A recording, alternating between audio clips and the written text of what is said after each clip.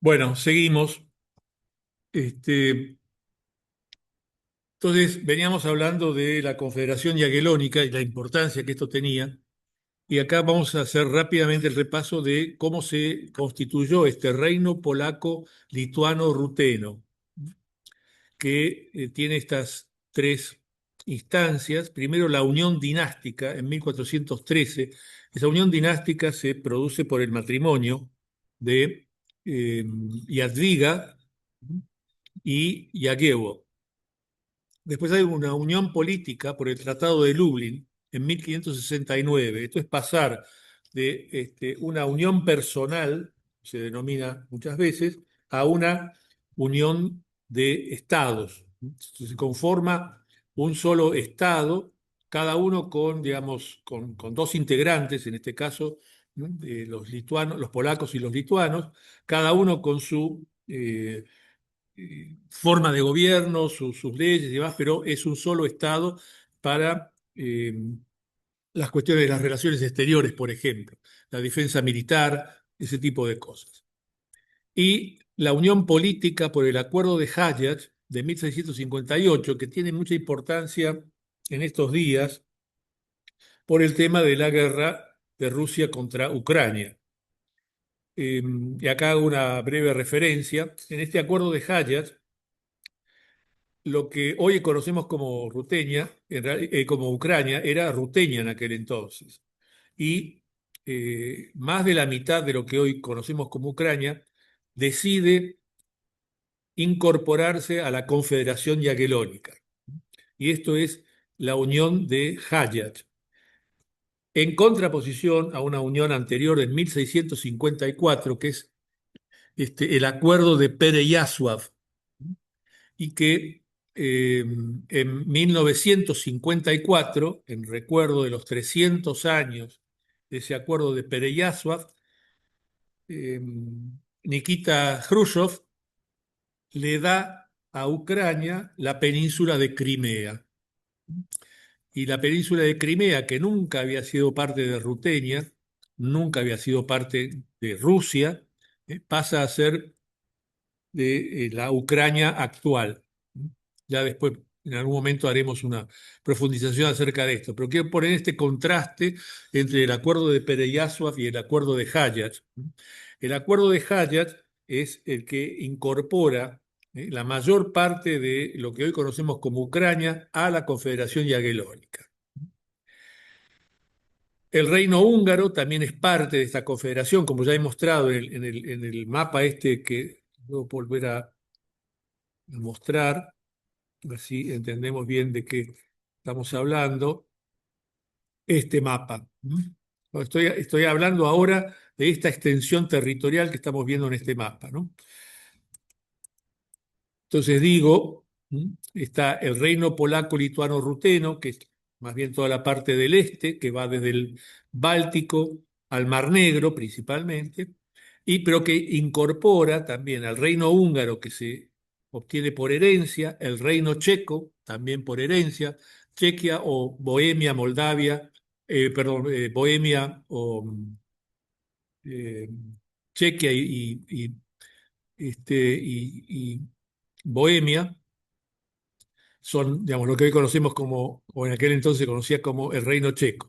Y el feudo de Moldavia pide la adhesión a la Confederación Jagellónica, ¿no? Que hoy conocemos como Moldavia.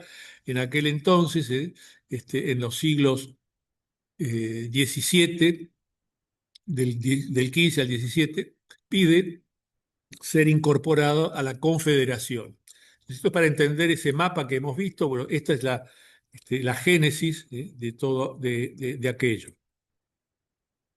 Entonces, reitero aquí esto que ya acabo de decir, la Confederación Jagellónica entre los años 1454 y 1526, que se extendía entre estos tres mares que ya he mencionado, desde unos pocos kilómetros de Moscú hasta pasado el Oder, ¿m? Al oeste, sobre la mayor extensión político-territorial de Europa. Sí, sí, es el mismo, sí. Em, Entonces acá hago algunas pequeñas referencias para contextualizar estas cosas, ¿no? Bizancio cayó en 1453 a mano de los turcos. Iván III, en 1498, se rebela contra la Horda de Oro, que ocupó lo que hoy conocemos como Rusia, durante 5 siglos. Iván IV, nieto de Iván III, se proclama zar de todas las Rusias en 1547. Y acá hago una pequeña explicación. Esto de zar de todas las Rusias es una mala traducción al castellano de lo que Iván IV dijo. Él se proclamó zar Sheh Rusi, zar de todas las Rutenias, porque no había todas las Rusias, no había ninguna Rusia en rigor de verdad. Lo que había era Moscovia. Y él, haciendo un atropello, se proclama zar de todas las Rutenias, que son los territorios que circundaban a la Moscovia y que eran territorios polacos. Y aquí entonces no aparece esto que ya he mencionado, el tema de los Habsburgos, contra los cuales ya se había hecho esta alianza entre Polonia, Chequia y Hungría en 1335, y entonces declina la Confederación Jagellónica, pero a partir de 1519 empieza la expansión de los Habsburgos en detrimento, en parte, en detrimento de la Confederación Jagellónica. Ahora vamos a ver algunos mapas. Y tiene su expresión más importante con Carlos V, ¿no? Que era el que reinaba sobre un imperio en el que no se ponía el sol. Y acá vemos, entonces vamos a ver dos o tres mapas. En 1382 teníamos aquí estas tierras que son vasallas de la Horda de Oro. Aquí el Canato de la Orden de Oro. Lituania, Polonia, Hungría, Croacia y Eslovenia, que llega, entonces acá tenemos a la Orden Teutónica acá arriba en rosado, pero son territorios polacos, ¿no? Que habían sido cedidos a la Orden Teutónica. Acá todavía estamos en 1382. En 1410 es la batalla de Grunwald, ¿m? Donde se derrota la Orden Teutónica y se recupera soberanía efectiva sobre esto que era un arriendo, que Konrad Mazowiecki había arrendado a la Orden Teutónica. Pero entonces, esto va desde reitero siempre, del Báltico al Adriático y al Mar Negro. Entonces aquí hay en celeste, digamos más clarito, estados vasallos del reino polaco-húngaro. Y vean también, aquí en el reino de Nápoles también estaba gobernado por los Anjou, ¿no? Esto es parte de este reino, como ya dije, de los Anjou, a los cual pertenecía Caroberto, su hijo Luis y su nieta Jadwiga.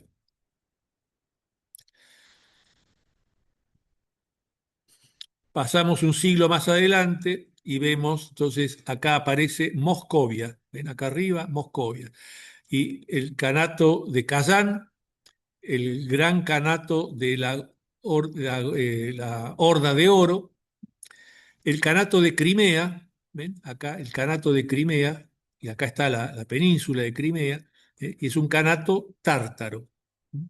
Y bueno, después está aquí ya, está pasado, digamos, el año de 1453, que es la caída de Bizancio, y la expansión del Imperio Otomano hacia Europa.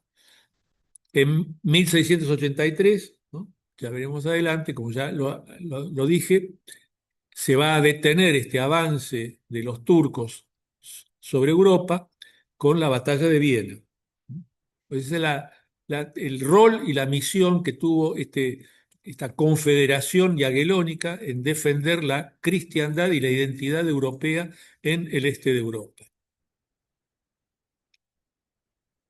Vamos entonces, ahora pasamos para adelante, un par de siglos, y vamos al periodo de las particiones. Ya veremos ahora un pequeño mapa de las particiones, pero destacar que las cosas más importantes de este periodo de las particiones, de estos 123 años, las insurrecciones de 1830 y 1863, La preservación de la cultura y la identidad nacional por la literatura, la música, la pintura, a través de Słowaczki, Mickiewicz, Norwid, Sienkiewicz, Józef Ignacy Kraszewski, que escribe 29 tomos de la historia de Polonia, hasta donde él llegó, ¿no es cierto? Pero son 29 tomos, es una obra muy importante. Esto en periodo de la ocupación, las particiones.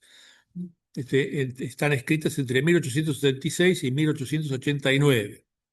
A destacar en la música está Chopin con la polonesa heroica y el estudio revolucionario número 10.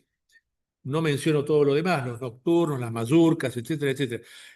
Estas dos obras de Chopin quieren ser, digamos, como la música que anima a la conservación de la identidad. Son, digamos, melodías cuasi militares, digamos, no son marchas militares, pero tienen ese espíritu de estudio revolucionario, como se llama este estudio número 10. Destacar a Matejko, que es el pintor de la historia polaca, en imágenes y cuadros, que cuando vayan a Polonia es algo que tienen que ver con atención, ¿no? Sobre todo en el Zamek, el Zamek Królewski en Varsovia, ¿no? Está en un recinto especial la pintura, digamos, el cuadro de la batalla de Grunwald, que es un cuadro enorme. No, eso está en el... Ah, perdón, en el Museo Narodowy, sí, sí, tenés razón. En el Zamek están cuadros más pequeños. Sí, sí, gracias. Eh, y hay un recinto especial ahí en el Museo Narodowy que hay que ir a ver y que todo, digamos, está en una pared está en la batalla de Grunwald y el resto de las paredes están con cuadros más pequeños. Pero también hay cuadros, hay una sala especial dedicada a Matejko en el Zamek. Y el otro punto, digamos, en el tema de las particiones, del periodo de las particiones, es la resistencia orgánica. Este tema de la resistencia orgánica es algo que fue iniciado por Piłsudski, que tenía como motivación o como este, eh, fundamento esto de, en lugar de alzarse en armas, primero realizar una resistencia civil, social, que se denominó la resistencia orgánica, para poder dar lugar más tarde, y eso lo vamos a ver con la historia a principios del siglo XX, a las formaciones militares que fueron la, la organización militar polaca y las legiones, ambas formaciones generadas a partir de este tema de la resistencia orgánica. Bueno, este mapa de las particiones de Polonia, vamos, ya lo conocen, entre 1772 y 1795, las sucesivas particiones realizadas por Prusia, Rusia y Austria, y que fueron ocupando paulatinamente todo el territorio polaco. A esto entonces empieza a haber una resistencia, ¿no? Y Tadeusz Kościuszko es el que realiza la primera sublevación contra los rusos en Cracovia, los vence en Rasłowice y es derrotado en Machejowice en octubre del mismo año. Con eso, digamos, se pierde. Esta imagen que vemos es parte de el panorama de Rasłowice, que es una obra, digamos así, en 360 grados, donde uno se tiene que ingresar, digamos, por un túnel al centro, y entonces puede ver, digamos, todo el escenario de la batalla de Rasłowice, y ahí en esta toma, digamos, está Kosciuszko, en esta, es una parte del cuadro. Y acá tenemos la insurrección de Kosciuszko, es un mapa que, digamos, les queda para ver un poco cómo fueron los desplazamientos del ejército de Kosciuszko. Lo sigue Dąbrowski, que participó en la insurrección de Kosciuszko, es el creador de las legiones polacas, y lideró la insurrección en la Gran Polonia, o sea, Poznań, Gniezno y Kalisz, y acompañó con 200.000 polacos a la integración en la Grande Armée de Napoleón. En 1830, la Insurrección de Noviembre abrió una etapa heroica de heroica lucha por la libertad de la patria. Mostró a toda Europa que los polacos nunca aceptaron las particiones. 11.000 patriotas exiliados que mantuvieron la llama de la lucha. Esto fue la gran emigración, que fue liderada en París por Adam Jerzy Czartoryski. Chopin, Słowatzki, Mickiewicz, Matejko, con su arte mantienen vivo el espíritu nacional. En 1848, que es lo que se llama la primavera de las naciones en Europa, los polacos participan y tienen las insurrecciones de en la Gran Polonia, ocupada por Prusia, y en Galicia, ocupada por Austria. Son insurrecciones de menor importancia, pero insurrecciones al fin. En 1863, en el Ducado de Varsovia, se produce una insurrección que es la parte ocupada por Rusia y está iniciada por el Corpus Cadetów, la Hidalguía y los ciudadanos de Varsovia. 200.000 insurrectos, 10.000 exiliados. Y esto es, digamos, el mapa de el Ducado de Varsovia, que estaba bajo el dominio ruso. Y pasamos entonces a eh, la Primera Guerra Mundial y el final de de la Primera Guerra, con la recuperación del territorio nacional. Entonces aquí hay que tomar en cuenta los siguientes puntos. La carta de Woodrow Wilson, en su punto 13, que dice declarar a Polonia como un Estado independiente, que además tenga acceso al mar. Esto fue logrado por Paderewski, que era muy amigo de Wilson, y logró que en esta carta que Wilson envía a los que van a participar en los tratados de Versalles, se incluya esta declaración. Ahora, esta manifestación no dice cuál es el territorio del futuro Estado polaco. El Tratado de Versalles no aborda el tema. Los líderes patriotas, cada uno en su rol específico, aseguran la demarcación del territorio. Entonces, esto es lo que da lugar a las guerras por este, el establecimiento de las fronteras y el combate contra los soviéticos y el combate contra lo que quedaba, digamos, de los alemanes. Dmowski, Roman Dmowski, mediante la diplomacia en París, en 1917 funda el Komitet Narodowy Polski y controla las tropas que combatían en el frente occidental. Y en 1919 es delegado polaco en la Conferencia de Paz. Piłsudski y Haller, con las legiones y el Ejército Azul, combaten en el frente oriental. Y Paderewski, mediante la diplomacia en Estados Unidos y París, ¿no? Esto que acabamos de mencionar por lo de la carta de Woodrow Wilson, y el llamado a la insurrección de Poznań en diciembre de 1918, que da lugar al Powstanie Wielkopolskie. Entonces, entre 1918 y 1922 se produce la recuperación del Estado Nacional y el inicio de guerra para delimitar las fronteras.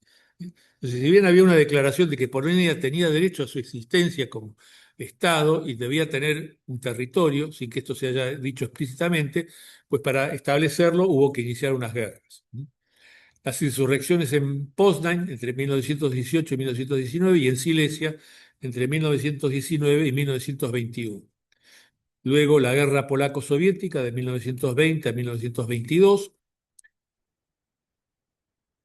Y aquí tenemos el mapa de lo que quedó. Entonces, acá está, es un mapa que combina la Polonia de entreguerras, es decir, lo que vemos en blanco y en gris. Perdón. Lo que vemos en blanco y en gris es el territorio establecido por estos combates, esta guerra que acabamos de mencionar. Y lo que está en rosado son los terrenos que se incorporaron a Polonia después de la Segunda Guerra, pero perdiendo toda esta franja, que va desde Lituania hasta lo que hoy conocemos como Ucrania, ¿m? Y que son los Kresy, las comarcas orientales. Todo esto fue lo que perdió eh, Polonia a consecuencia de la Segunda Guerra. Y acá hay una cosa que hay que destacar, está la línea Curzon. Esta línea Curzon fue una propuesta en uno de los tratados de Versalles por el embajador francés. Dijo, bueno, a Polonia démosle un territorio que llegue hasta este lugar. Y había dos versiones, una versión A, que es la que está, digamos, más hacia el oeste, y otra que, ven acá otro trazo, una línea Curzon B, que incorporaba al Lvov al territorio polaco. Pues esto no se dio como consecuencia de los tratados de Versalles, se dio como consecuencia de los tratados de Yalta y de Potsdam. O sea que esta idea de Curzon la implementaron Churchill, Roosevelt y Stalin. Entre el año 39 y el 44, entonces la doble invasión nazi-soviética y la cuarta partición de Polonia. Entonces ahí tenemos una imagen de la invasión el 1 de septiembre y el 17 de septiembre de 1939. Y acá es otra representación de lo mismo, la división de Polonia, y entonces aquí, no se llega a leer, pero se los leo yo. Esta parte de aquí arriba es lo que se incorpora a la República Soviética de Belarus. Esta parte de aquí que continúa abajo, que es todo parte de los Kresi, ¿no? Es la parte que se incorpora a la República Soviética de Ucrania. Todo esto es lo que ocupan los alemanes, los nazis, y es la gobernación general que estaba bajo mando nazi, pero que quedó como una suerte de una Polonia autónoma, que no lo era, pero digamos, en la distribución territorial esto es lo que quisieron significar. El otro tema importante a tener en cuenta es la represión soviética después del 17 de septiembre del 39. Más de 1 millón de polacos deportados a Siberia entre 1939 y 1941. Y fíjense que acá tenemos la línea de frontera, ¿no? La frontera entre la ocupación nazi y la ocupación comunista. Este, y de esta zona, que está en un gris más oscuro, son las deportaciones que van a Siberia y que más tarde, en 1941, con el acuerdo Sikorsky-Maisky, es la base de lo que más adelante se conociera como el segundo cuerpo de ejército polaco al mando del general Anders. Pasamos a la Segunda Guerra Mundial. Polonia es la primera en combatir porque es la primera que sufre invasión. No dejó de hacerlo durante toda la guerra en Occidente. Continúa haciéndolo en territorio nacional, tanto contra nazis como contra soviéticos. Y en todos los frentes occidentales el desempeño de los polacos es un ejemplo sin precedentes. Desde la Argentina y Brasil fueron 3.000 voluntarios a incorporarse a la primera división blindada del general Maczek. Y la tablilla que tenemos aquí en el hall es el recuerdo de aquellos que no volvieron. Esa tablilla Pamionkova es aquellos que no regresaron de estos 3.000 que están ahí desde aquel entonces. Polonia organizó el Estado clandestino. Muy importante esto, el Estado clandestino, con su brazo armado que era la Armia Krajowa, que todos hemos oído nombrar, pero también los ministerios de Educación, Justicia y Economía. Y esto es importante porque sobre todo el Ministerio de Justicia es el que establecía a quienes había que ultimar de los ocupantes. Había un juicio, y se decía, bueno, a este, a este, a este, y quienes llevaban a cabo esas tareas, pues la Armia Craiova y en particular, en algunos casos, las Share Sheregi, las filas grises de los Harceller. Y finalmente, el Povstanie Warszawskie, que todos saben, el 1 de agosto del año 44.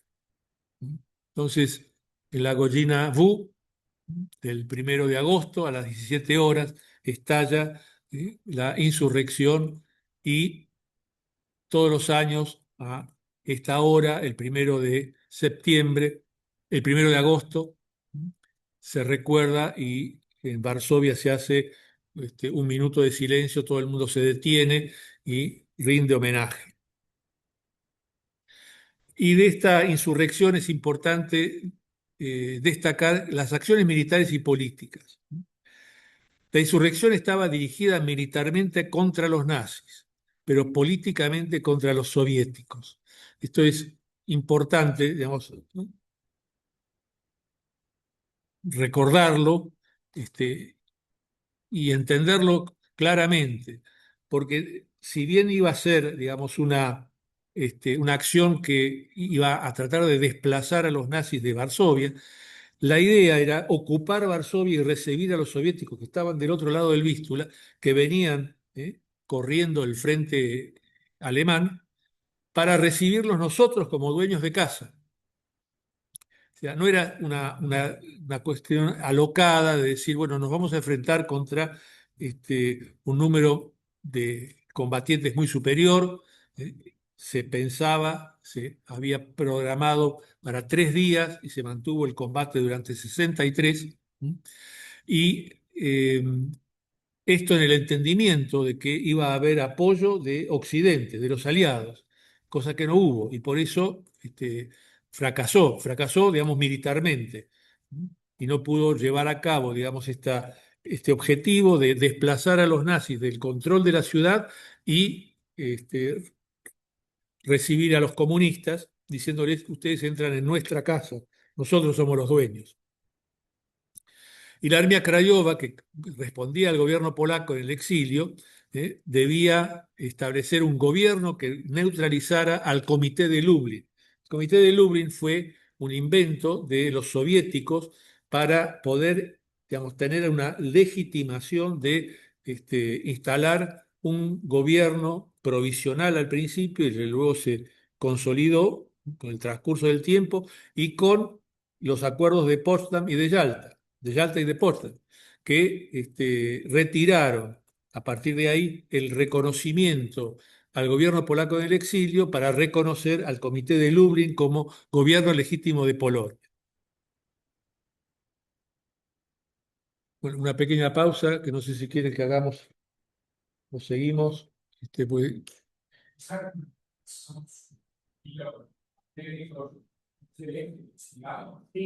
bueno, ¿estamos de acuerdo en seguir? ¿Alguno que haga alguna seña? Sí, ok, listo. Bueno, y paso ahora entonces a lo que he llamado la guerra invisible.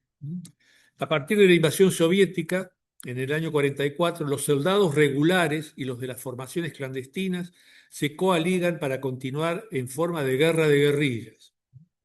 Estos son los żołnierze wyklęci, los soldados condenados, también llamados żołnierze niezłomni, soldados inquebrantables.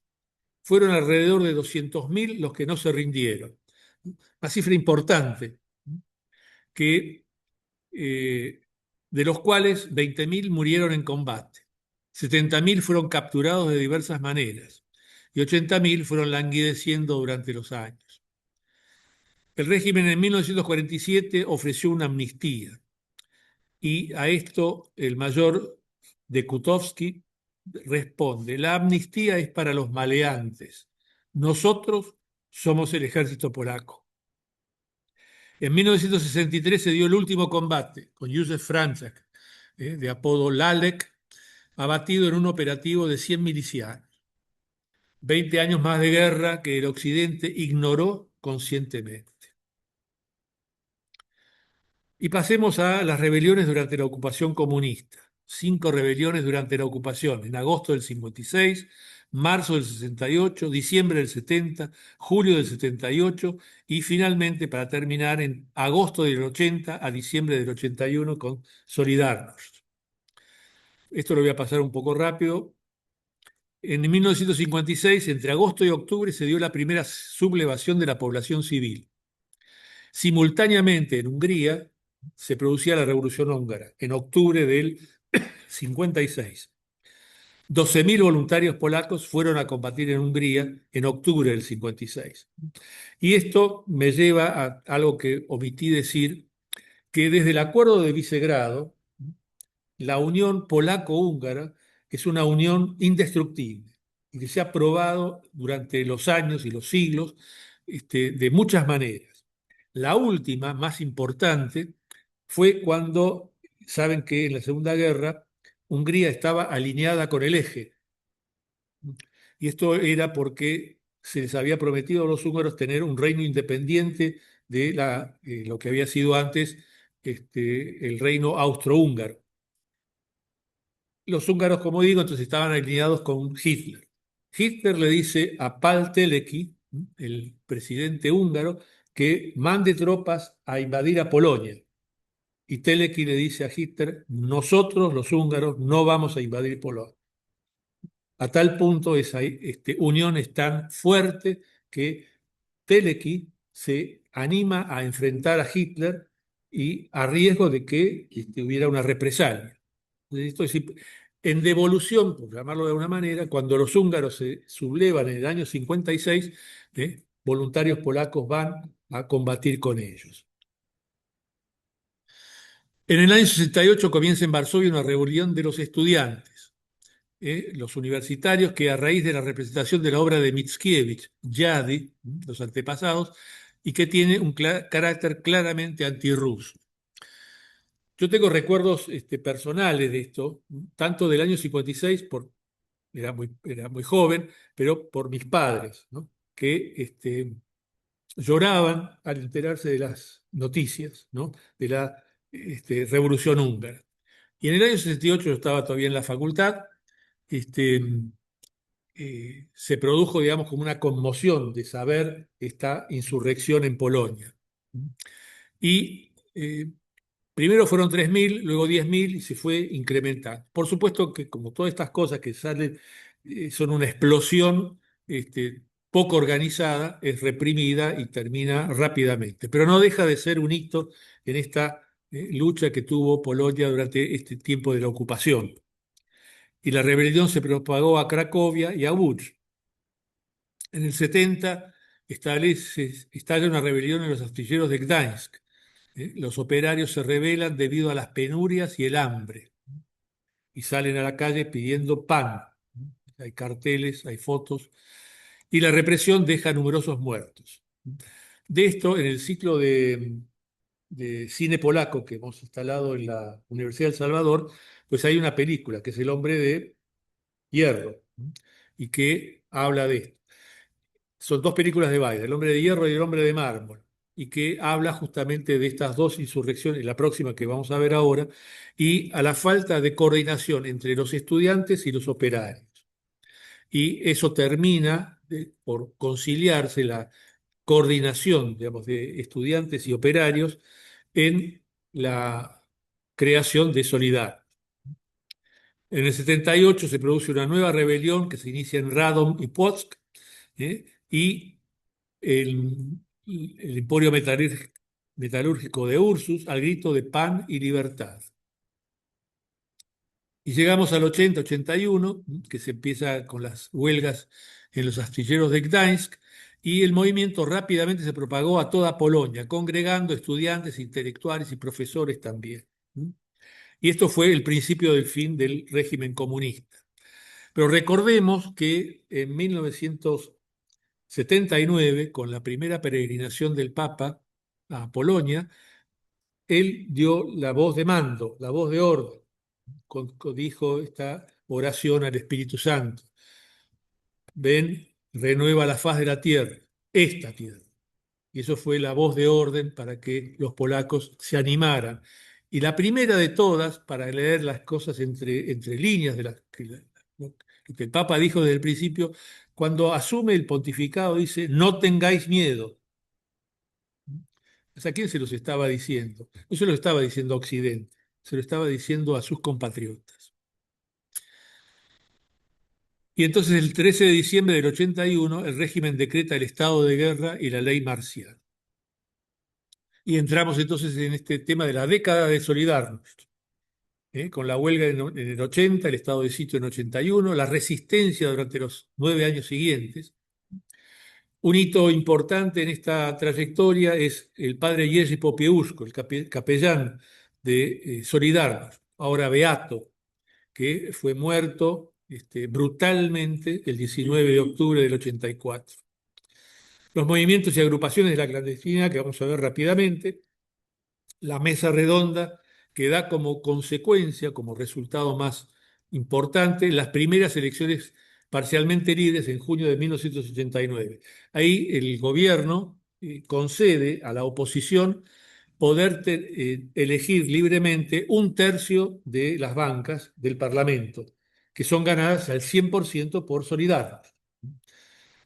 Acá en Buenos Aires, prácticamente como que la comunidad, nuestra comunidad, el Związek, tomó por asalto, lo digo así poco poéticamente tal vez, la embajada y fuimos a votar todos, tuviésemos o no tuviésemos ciudadanía, papeles o no papeles, ¿no? Esto fue algo que se hizo en junio del 89. Entonces, el 4 de junio tienen lugar las primeras elecciones parcialmente libres y Solidarność gana todas las bancas que le fueron otorgadas en los acuerdos de la mesa redonda. Y entonces ahí tenemos una foto de la victoria de Solidarność. Y quiero hacer una rápida referencia a las agrupaciones clandestinas, ¿no?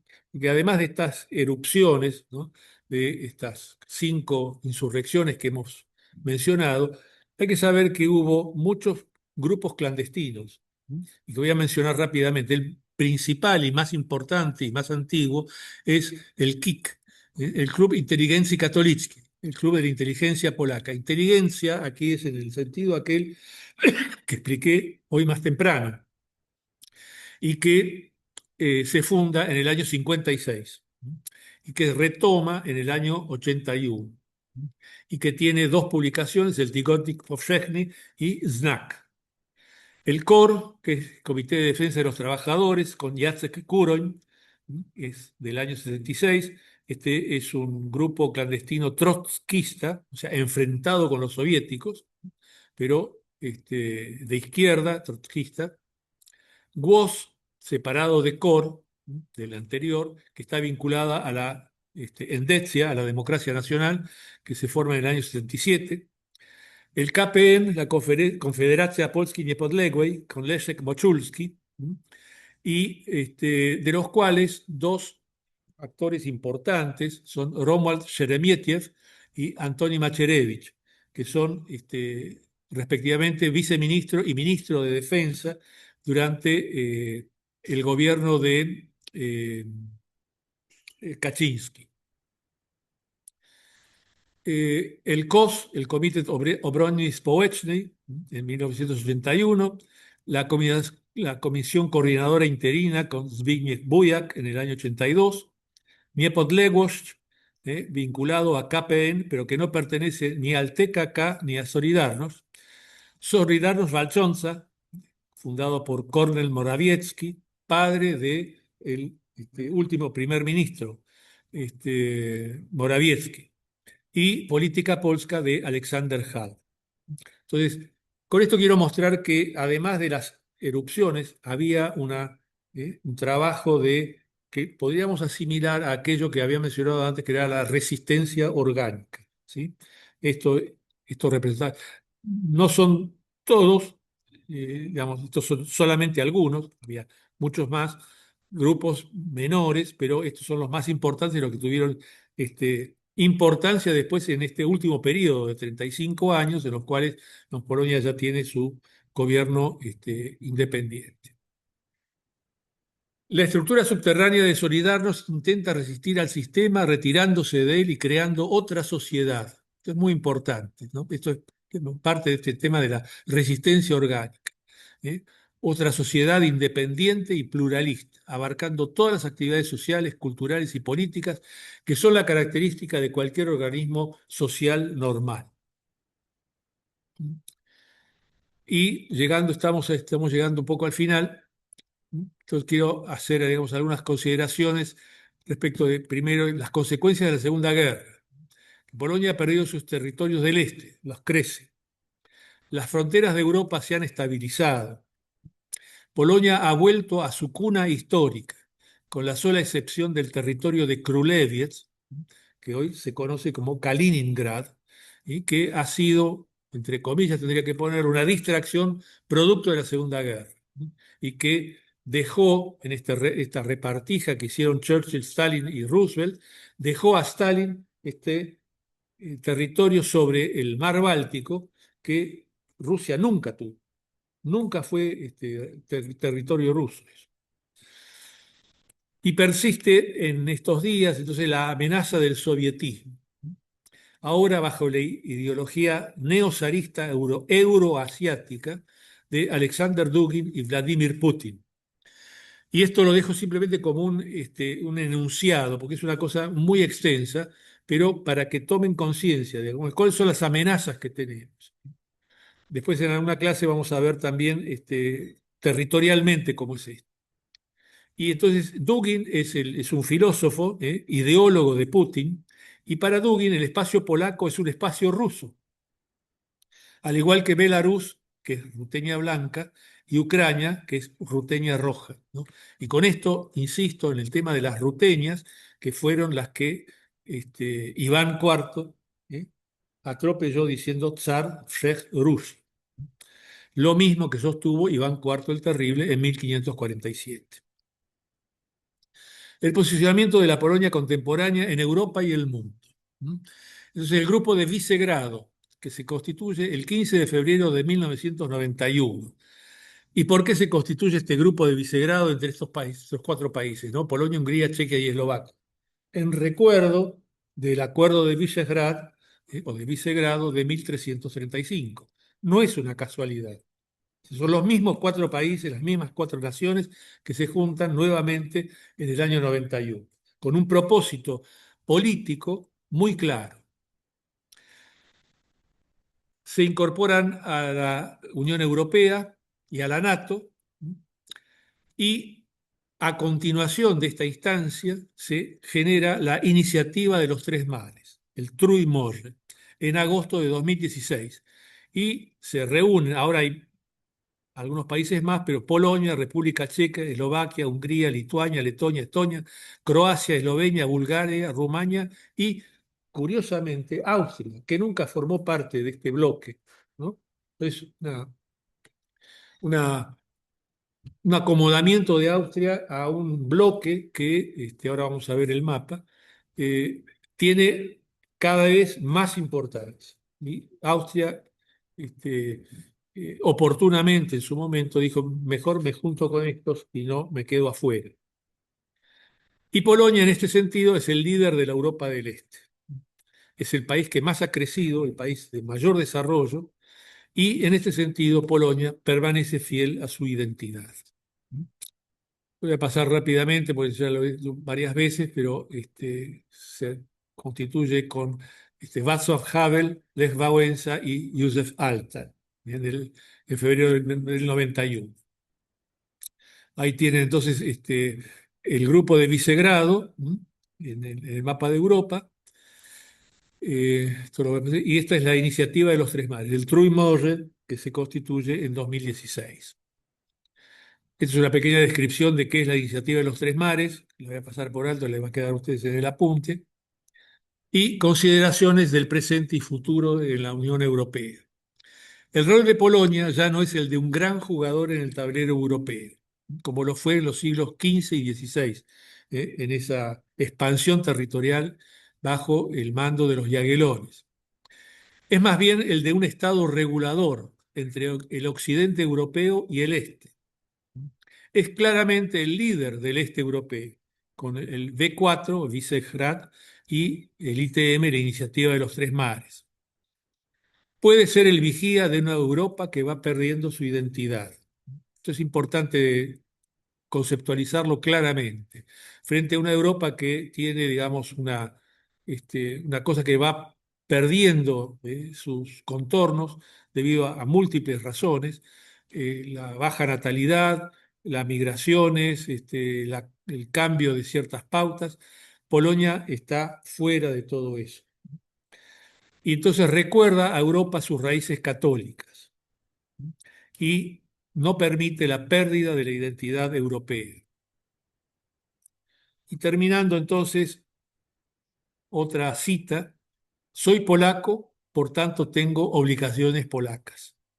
Roman Mowski, ¿no? Y que es parte de todas estas citas. Hay otras citas del cardenal Wyszynski y de Juan Pablo II, obviamente, que centran este tema en la cultura, la historia y la identidad polacas.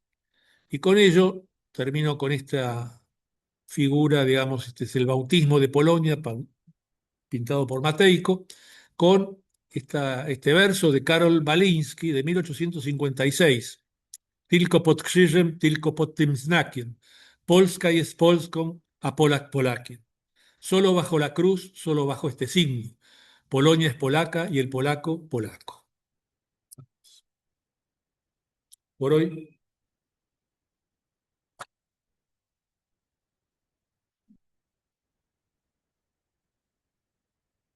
si quieren hacer preguntas, comentarios, pueden estar abierto el...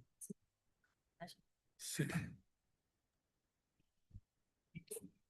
¿Cuándo el FUF pasa a ser parte exactamente ya de Ucrania? Y después de los acuerdos de Potsdam y Yalta, Yalta y Potsdam. De 45.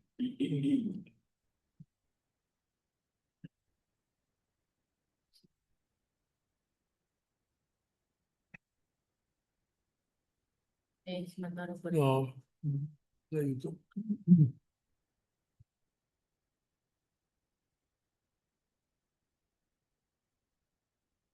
Nelson, si quieres hablar, desmuteate.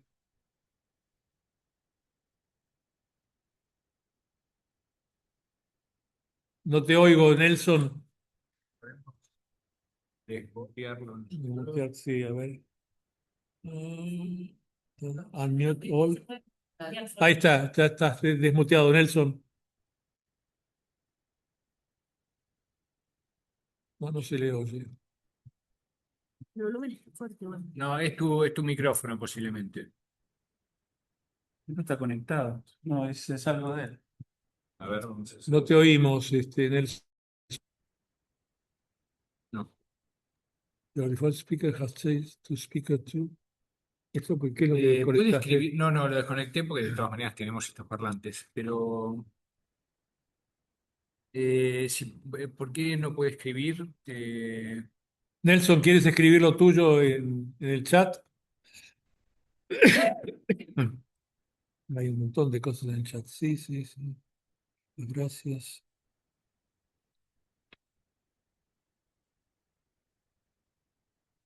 Qué raro, ¿no? Lo está escribiendo, Nelson. Sí. Eh,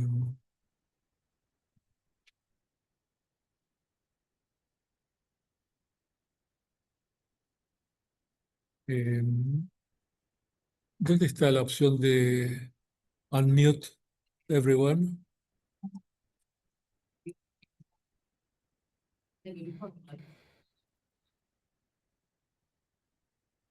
A ver. Sí, Nelson. Lo que señalas es correcto. ¿Mm? Yo menciono a Mieszko como rey, que no fue coronado, ¿no? Era el gobernante, el señor de Polonia. ¿Mm? El que fue coronado formalmente fue Bolesław Frobny, efectivamente.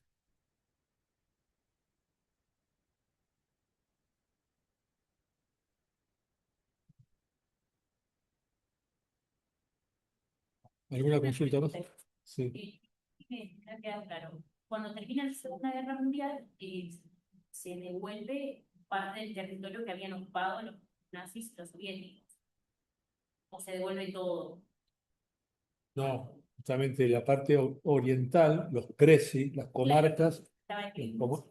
No, eso se lo quedó la Unión Soviética. Y cuando nos referimos a la ocupación comunista, ¿es que había un gobierno soviético en Polonia? Sí. Ok. Sí, sí. Exactamente así. Títeres, obviamente, eran polacos, pero títeres. Eran los mismos que estaban antes en Lublin. En Lublin. Ah, ok. Pero no, 45 años. Sí, sí, sí. 45 años. 45. 89. bueno, y coincide con la caída No, de del la cual- Unión Soviética. Claro. Exactamente. Del 44 al 89. Sí.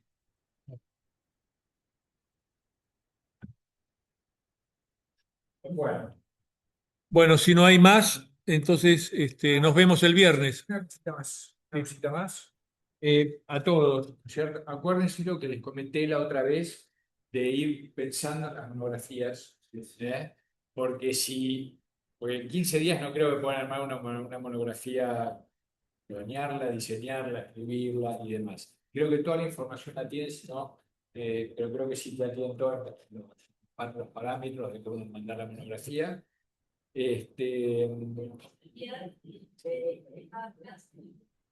El PDF de esta clase lo vamos a mandar por el grupo de WhatsApp que está creando Ligón. Sí, y vamos a ver si las que vienen grabamos directamente las clases y las dejamos disponibles 48 horas para que estén ausentes. Voy a apagar la grabación.